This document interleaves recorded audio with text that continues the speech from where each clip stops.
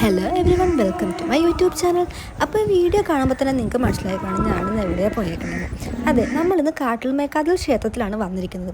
ഞങ്ങൾ ബസ്സിനാണ് പോയത്. അപ്പോൾ അവിടെ ശങ്കരമംഗലത്ത് നിന്ന് ജങ്കാർ സർവീസ് ഉണ്ടായിരുന്നു. അപ്പോൾ നമ്മൾ ജങ്കാർ കയറിയിട്ടാണ് അക്കരെ ചെല്ലുന്നത്. അമ്പലം സ്ഥിതി ചെയ്യുന്നത് അവിടെ ബീച്ചിൻ്റെ സൈഡിലാണ്, അക്കരെയാണ് അമ്പലം ഉള്ളത്.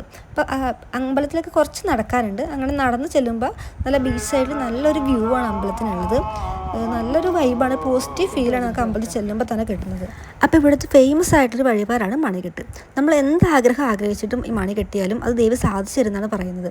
ഈ മരത്തിൽ ഫുള്ള് മണികളാണ്, നമുക്ക് ബ്രാഞ്ചസ് കാണാൻ പോലും പറ്റില്ല, കോടിക്കണക്കിന് മണികളുണ്ട് ഇവിടെ. അപ്പോൾ ഇതിൻ്റെ അടുത്ത് വരുമ്പോൾ തന്നെ നല്ലൊരു പോസിറ്റീവ് ഫീലാണ് നമുക്ക് കിട്ടുന്നത്.